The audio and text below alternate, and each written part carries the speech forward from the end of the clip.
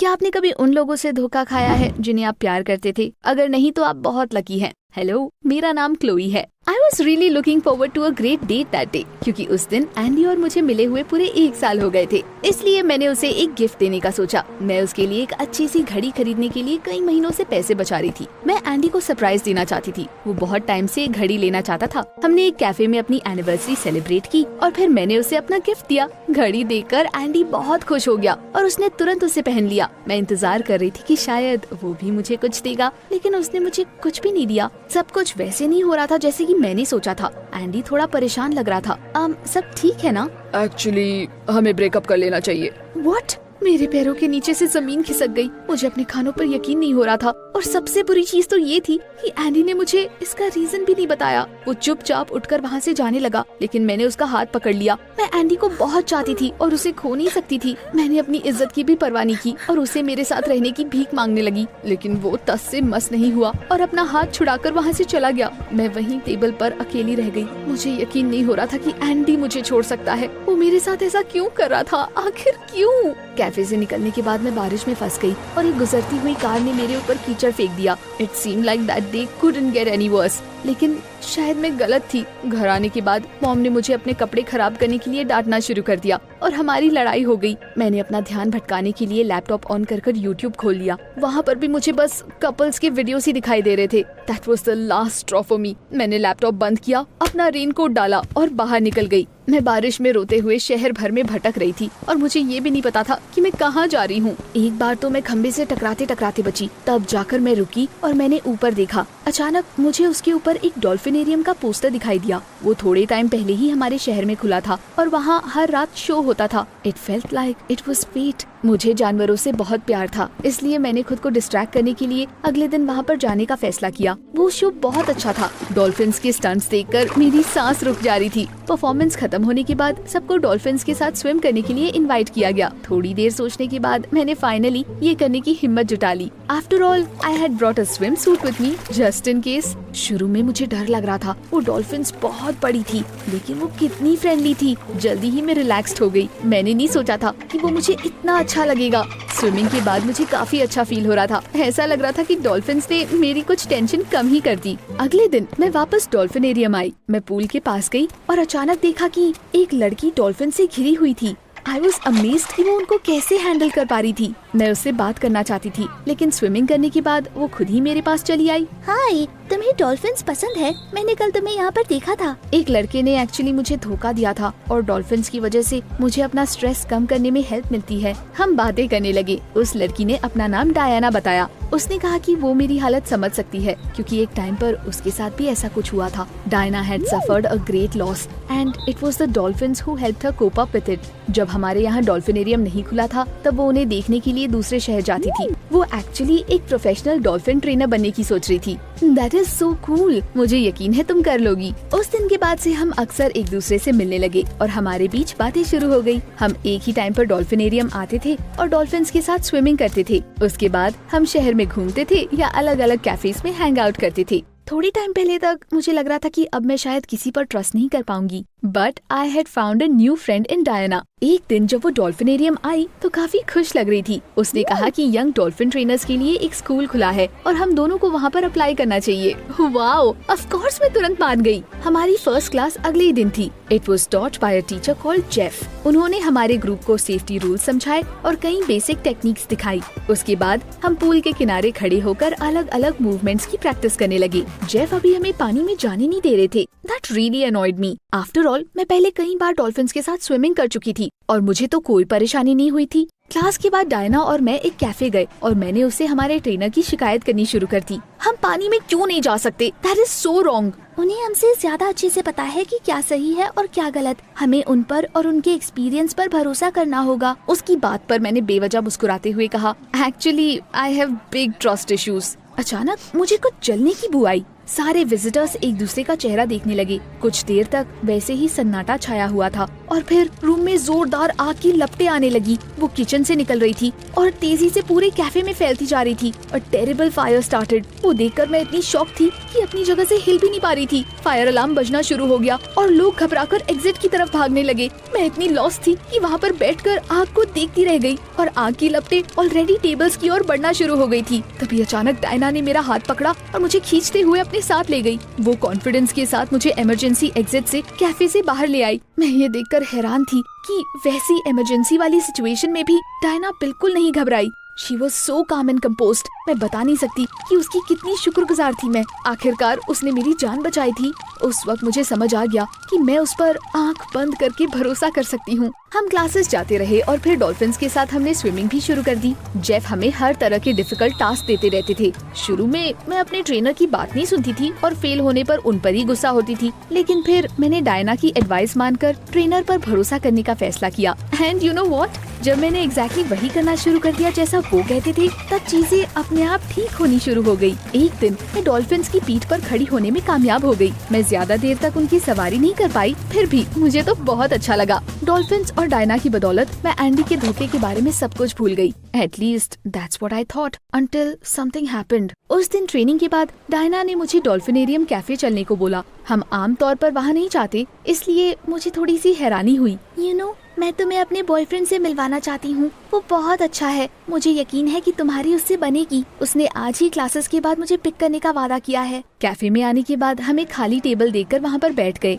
I am so grateful to you. You have no idea. ये दुनिया का best school है और जेफ वो भी बहुत अच्छे टीचर है। तुम सही कहती थी। अभी मेरी बात पूरी नहीं हुई थी कि तभी अचानक मैंने कैफे में किसी कस्टमर को आते हुए देखा। That was Andy. उसे देखकर मेरी सांस अटक गई और मेरे हाथ कांपने लगे। मैंने तो अपना मुंह फेर लिया था, इसलिए एंडी ने मुझे नोटिस नहीं किया और कॉन्फिडेंस के साथ हमारी टेबल की तरफ बढ़ने लगा। वो जितना करीब आ रहा था, मैं उतनी जोर से कांप रही थी। वो वहाँ पर क्या कर रहा था? क्या वो डायना के पास आ रहा था? नहीं, ऐसा पॉसिबल नहीं था। लेकिन फिर पता चला वो पॉसिबल था। एंडी ने डायना को किस किया और फिर मेरी तरफ देखकर पूछा, क्लोई, तुम यहाँ क्या कर रही हो? डायना ने हमें हैरानी से देखकर पूछा, क्या तुम दोनों एक दूसरे को जानते हो? ऑफ कोर्स, याद है मैंने तुम्हें अपने धोखेबाज बॉयफ्रेंड के बारे में बताया था? ये वही है। हम दोनों पूरी तरह से शॉक थे। दुनिया के सारे लड़कों में से why did Diana have to date him? फिर मैंने एंडी की कलाई में वो घड़ी देखी जो मैंने उसे हमारी एनिवर्सरी पे गिफ्ट की थी। उसके बाद मुझसे सांस नहीं ली जा रही थी। मैं वहाँ रुक नहीं पाई और कैफे से बाहर निकल गई। डायना ने मुझे धोखा दिया था। सबसे बुरी चीज तो ये थी कि मैं सचमुच उस पर भरोसा करती थी। इस वजह से मुझे और ज्यादा तकलीफ हो रही थी। मैं रोते हुए सड़क पर वापस निकल गई। तभी फिर से बारिश शुरू हो गई और मैं पूरी तरह से भीग गई। चलते चलते आखिर में मैं उसी कैफे के पास पहुंच गई जहां पर कुछ दिन पहले आग लगी थी। वो बिल्डिंग पूरी तरह से जल चुकी थी। अगर उस दिन डायना मेरे साथ ना होती तो शायद मैं मर चुकी होती। But it still didn't justify her betrayal. सच तो यही है कि मैं मन ही मन जानती थी कि इसमें उसकी कोई गलती नहीं है, लेकिन उस वक्त मैं सच को एक्सेप्ट नहीं कर पा रही थी। अगले दिन मैं पहली बार ट्रेनिंग के लिए नहीं गई। जेफ ने मुझे कई बार कॉल किया, लेकिन मैंने उनका फोन भी नहीं उठाया। शाम को किसी ने मेरे दरवाजे पर नॉक किया। उसे खोलते ही मुझे हमारे ट्रेनर दिखाई दिए। उन्होंने बताया कि उन्हें स्कूल रजिस्टर से मेरा एड्रेस मिला और वो मेरा हालचाल पूछने के लिए आए थे। मैं उन्हें सच्चाई नहीं बता सकती थी, इसलिए मैंने झूठ बोल दिया। रो रो कर मेरा चेहरा सूज गया था और मेरी आंखें लाल हो गई थी, इसलिए मैंने उनसे बोल दिया कि मैं बीमार हूँ। मैं थोड़ी बीमार हूँ। आई एम सॉरी, मुझे आपको बता देना चाहिए था। Well, in that case, I hope you get better soon। ऐसा लग रहा था कि उन्हें मेरी बात पर यकीन नहीं हुआ। मैं कई दिनों तक अपने घर से बाहर नहीं निकली। मॉम को सच में लगने लगा था कि मैं बीमार हूँ। एक दिन उन्होंने मेरे पास आकर कहा कि लिविंग रूम में कोई मेरा वेट कर रहा है। वो डायना थी। मैं उससे बिल्कुल बात नहीं करना चाहती थी, इसलिए मैंने उसे वहाँ से जाने के लिए बोला। Chloe, please listen to me. मुझे नहीं पता था कि एंडी तुम्हारा एक्स बॉयफ्रेंड है। मेरे दिमाग में कभी ये ख्याल नहीं आया। तुम मुझे क्यों अवॉइड कर रही हो? You know it's not my fault that everything turned out this way. I don't care. मैं तुम्हारी कोई बात नहीं सुनना चाहती। डायना अचानक अपनी जगह से उठकर खड़ी हो गई और गुस्से में बोली, अगर तुम्हें अकेले तकलीफ सहना इतना पसंद है तो कोई बात नहीं। अगर जेफ मुझे ना कहते तो मैं यहाँ पर आती भी नहीं। उसके बाद वो मुड़कर वहाँ से जाने लगी। तो फिर तुम्हें उस दिन मुझे आग से बचाना ही नहीं चाहिए था। मैं अगर ना होती तो सबकी लाइफ आसान हो जाती। मैं दौड़कर अपने रूम में चली गई और तकिए में अपना सर छिपाकर रोने लगी। थोड़ी देर बाद मॉम मेरे रूम में आई। वो बेड के किनारे बैठ गई और मेरा कंधा छूकर बोला, sweetie, I found out something. ये देखो। मैंने बेमन से उनकी तरफ देखा और उन्होंने मुझे अपना फोन पकड़ा दिया। उसमें एक आर्टिकल खुला हुआ था। उसे पढ़ने के बाद मुझे अपनी आंखों पर यकीन नहीं हुआ। उस आर्टिकल में एक भयानक आग का जिक्र था जिसमें पूरी फैमिली तबाह हो गई थी। बस एक छोटी सी लड़की और उसके डैड बचे हुए थे। उसके नीचे हमारे ट्रेनर जेफ की फोटो थी। उस वक्त वो यंग थे और उनके बगल में उनकी बेटी खड़ी हुई थी और नीचे कैप्शन में लिखा हुआ था, Jeff Hopkins and his daughter Diana. Diana हमारे ट्रेनर की बेटी है, तो वो उस लॉस के बारे में बात कर रही थी। शायद इसलिए उस दिन कैफे वाली आग में वो इतनी कॉन्फिडेंट थी। It hadn't been the first fire of her life. उसी वक्त मुझे अचानक रियलाइज हुआ कि जेफ को वो सब पता था जो हमारे बीच हुआ था। वो मुझे दिलासा देने आए थे और मैंने उनसे झूठ बोल दिया और घर के अंदर भी नहीं आने दिया। मुझे खुद पर बहुत शर्म आ रही थी। डायना ने इस बार भी सही बोला था, इसमें भी उसकी कोई गलती नहीं थी। मैंने हर चीज अपने बारे में बना ली थी और उसे बेकार में इतना हर्ट कर दिया। मैंने उसी दिन डायना को कॉल किया लेकिन वो मेरा फोन नहीं उठा रही थी।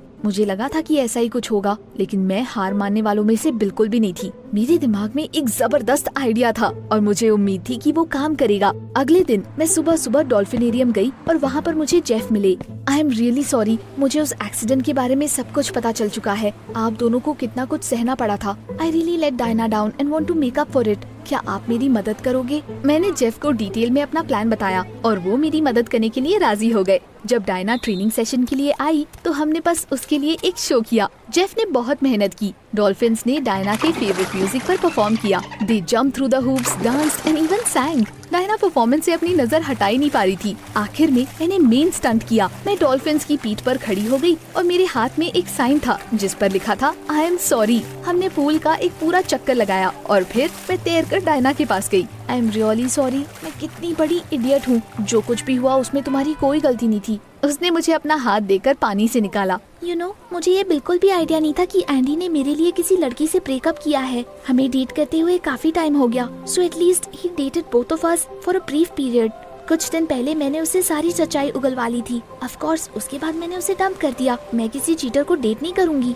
हमने एक दूसरे को गले लगा लिया और प्रॉमिस किया कि अब दोबारा कभी भी हम नहीं लड़ेंगे, वो भी लड़कों के लिए तो कभी भी नहीं। मैंने वापस क्लासेस आना शुरू कर दिया और जेफ हम दोनों को सिखाते रहे। सब कुछ अच्छा चल रहा था, लेकिन तभी मुझे एक और सरप्राइज मिल गया। One day I came home from school and heard a knock at the door. मैंने ये बिल्कुल भी एक्सपेक्ट नहीं किया था कि वहाँ पर एंडी होगा। उसने तुरंत मुझे फूलों का बोके पकड़ा दिया। वो गिल्टी लग रहा था। Chloe, I am really sorry. मुझे पता है कि मैंने तुम्हारे साथ बहुत बुरा किया है, लेकिन अब मुझे समझ आ गया है कि मैं सिर्फ तुम्हें चाहता हूँ। तुम दुनिया की सबसे अच्छी लड़की हो। मैं तुम्हारे लायक नहीं हूँ, बट प्लीज मुझे एक मौका दे दो। रियली? उसे सच में लग रहा था कि मैं उसे दोबारा से एक्सेप्ट कर लूंगी। मैंने बोके लेकर कहा कि मैं इसके बारे में सोचूंगी और फिर तुरंत उसके मुंह पर दरवाजा बंद कर दिया। उसके बाद मैंने डायना को कॉल करके सारी सच्चाई बताई। मेरी बात सुनने के बाद डायना ने कुछ ऐसा सजेस्ट किया जो बिल्कुल क्रेजी था।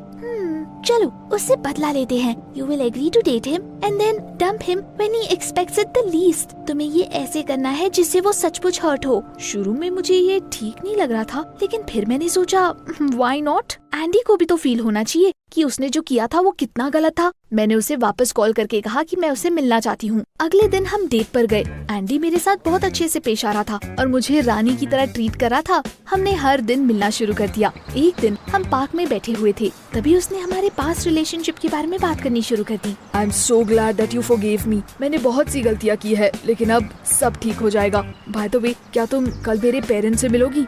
मुझे थोड़ा अजीब फील हुआ। उसे देखकर लग रहा था कि वो सचमुच मुझसे प्यार करता है। अब मैं उससे रिवेंज नहीं लेना चाहती थी, लेकिन डायना ने मुझे हमारे प्लान पर टिके रहने के लिए कन्विंस कर लिया। अगले दिन मुझे एंडी पिक करना चाहता था, लेकिन मैंने उससे कहा कि मैं खुद आ जाऊंगी। I dress provocatively and put on some bright makeup. जब उसने मेरे लिए दरवाजा खोला तो बिल्कुल शॉक्ड रह गया। उसने धीरे से मेरे कान में बोला कि मैं जल्दी से जाकर अपने कपड़े चेंज कर लूं, लेकिन तब तक बहुत देर हो चुकी थी। उसके पेरेंट्स हॉलवे में आ गए थे। मैंने पूरी शाम बहुत रूड तरीके से बर्ताव किया। I made jokes in all the wrong places and talked nonsense. मेरी वजह से एंडी बहुत एम्बैरेस्ड हो रहा था और उसका मुंह पूरी तरह से लाल हो गया। घर से बाहर निकलते ही उसने मुझसे पूछा कि ये सब क्या चल रहा है। मैंने स्माइल करते हुए बोला, व्हाट? अब तुम मुझे लाइक नहीं करते? इतनी वियर्ड क्यों हो गई हो? तुम्हें क्या हुआ है? अब मैं अपने पेरेंट्स से क्या बोलूं? मैंने बीच में ही मुस्कुराते हुए बोला, तुम्हें कुछ एक्सप्लेन करने की जरूरत नहीं है। We are breaking up. कोई दूसरी बेवकूफ ढूंढ लो अपने लिए जो तुम्हें टॉलरेट कर पाए।